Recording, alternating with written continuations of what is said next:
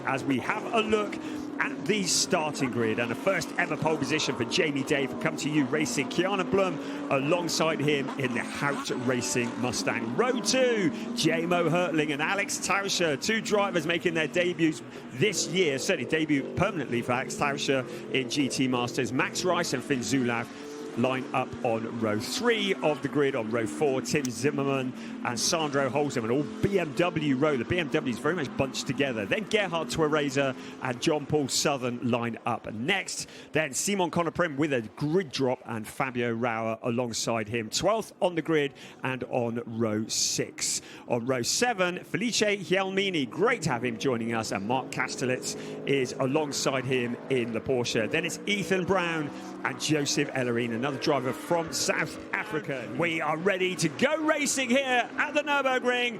Race 8 for the ADAC GT Masters 2026. And we are go. A good start for Jamie Day. He's got a nose in front. Keep an eye on the cars behind that are all fighting for those positions. That's J-Mo Hertling in the Mercedes. Great to have Mercedes back on the grid for ADAC GT Masters. And they are very much in contention here. And J-Mo Hertling competing at the front, but here on the inside comes Kiana Blum. But Jamie Day's broken clear of that fight for second place. There was a car going very deep in the background. I think it was Felice Gielmini that might have been going deep in the Mercedes. But Jamie Day breaking clear of quite a fight further back. Two of the Mustangs running in the top 4. Max Rice in the number 1 car in there as well.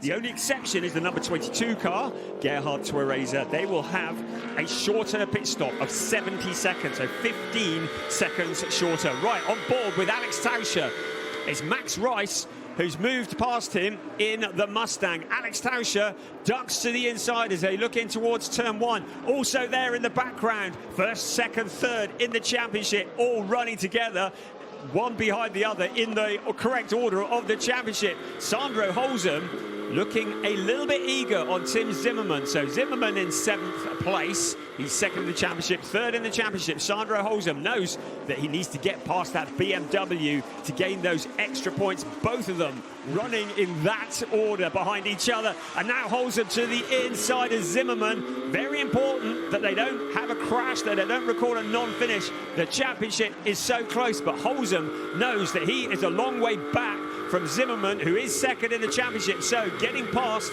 the orange and black BMW will be fairly critical to try and make inroads in that championship hunt. His co-driver, Baudouin Detou, doing a really good job and doing a racing across a number of different series. Now, I said keep an eye on Simon Conoprim in the Audi because he'd started further back than his pace might have dictated, and he launches that Audi to the inside of Gerhard Twereza.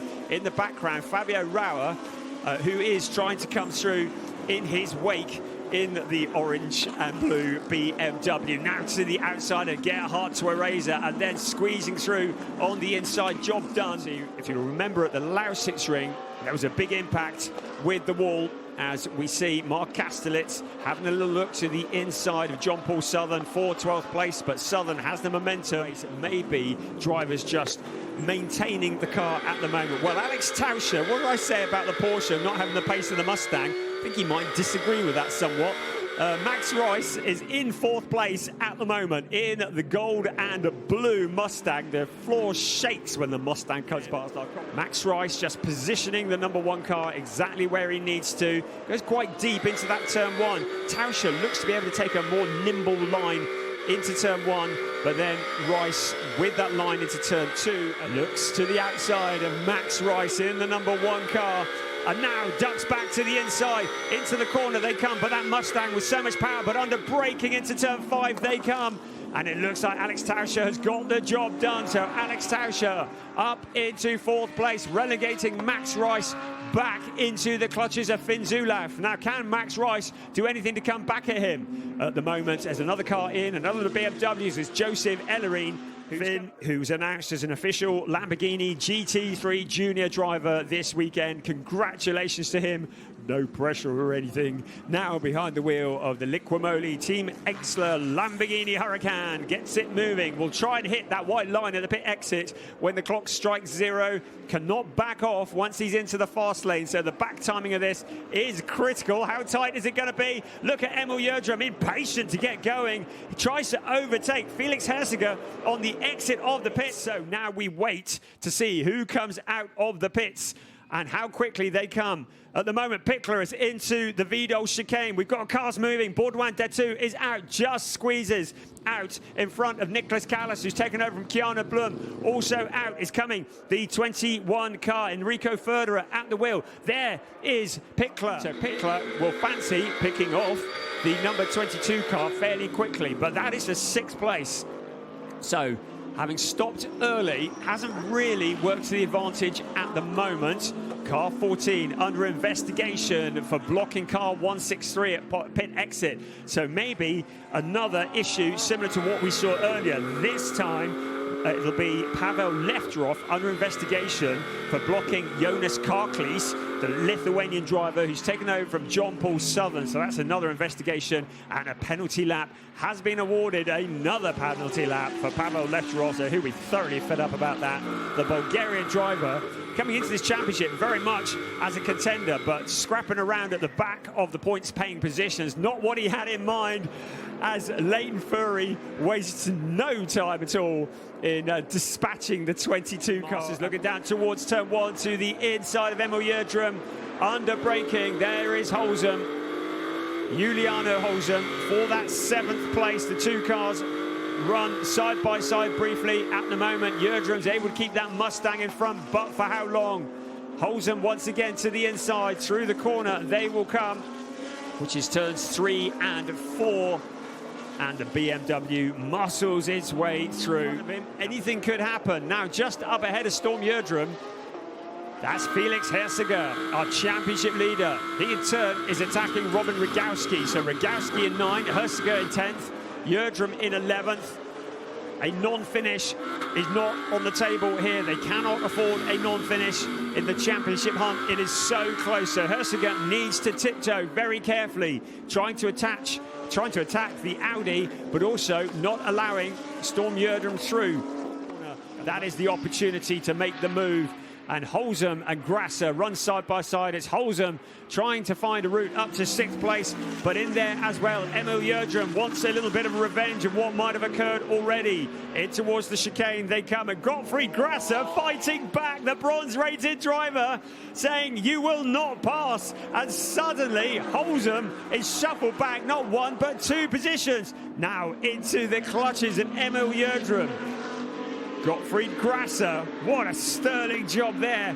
Out along the pit straight he comes once again in the Lamborghini Huracan. In towards turn 1 they come. Now to the inside comes Emil Yerdrum. He ducks to the inside, sells the dummy, goes to the outside and up to the back as Juliana Holzem. That's big contact into the back of Emil Yerdrum's car. And for Holzem, missed the braking points.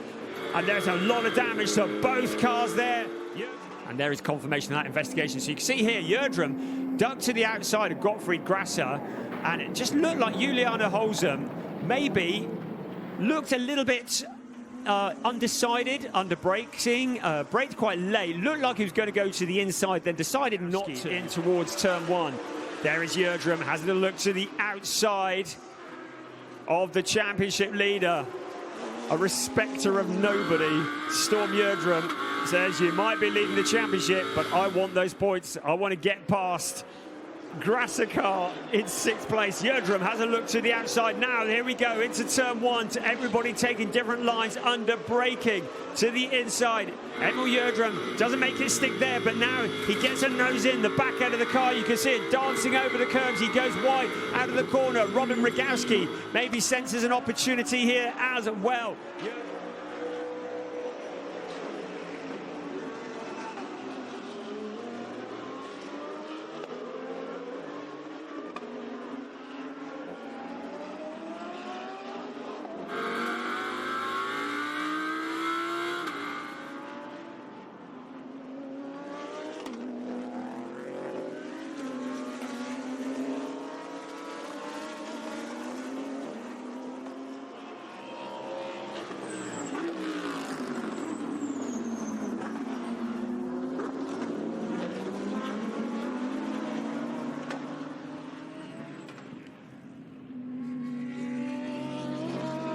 So at the moment, it is looking pretty solid. I'm pretty sure Come To You Racing have never won in the Aston Martin either.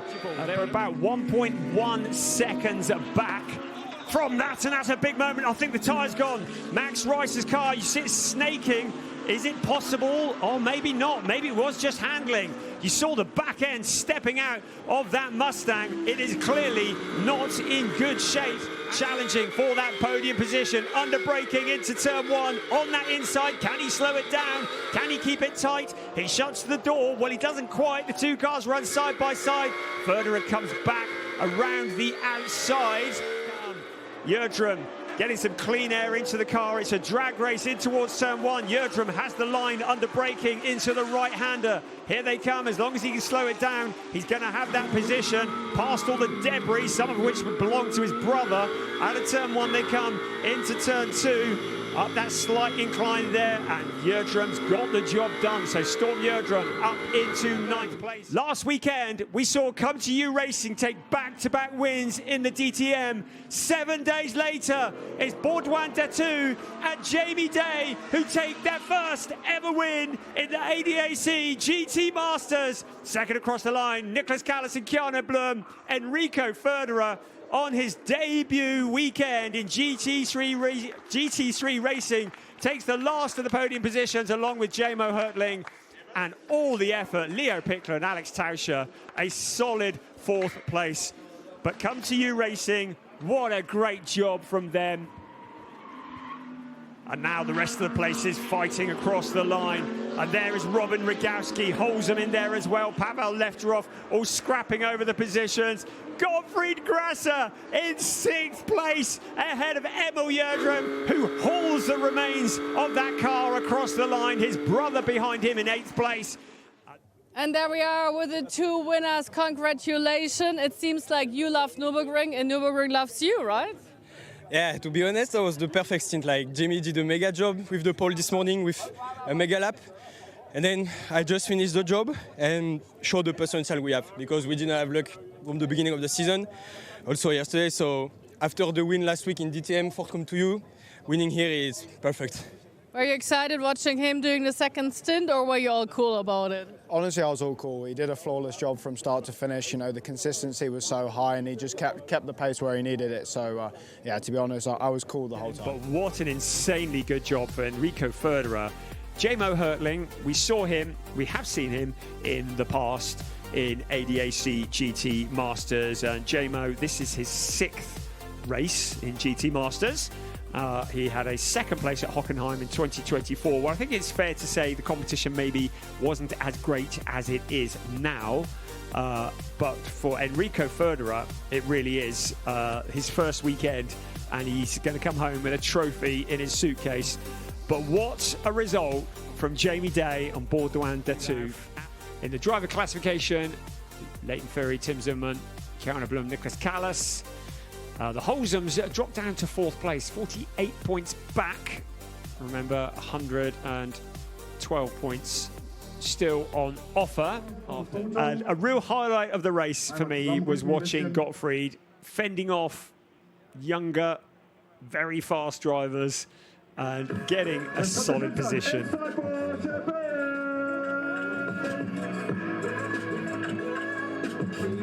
So with those podium celebrations commencing and everybody running for cover.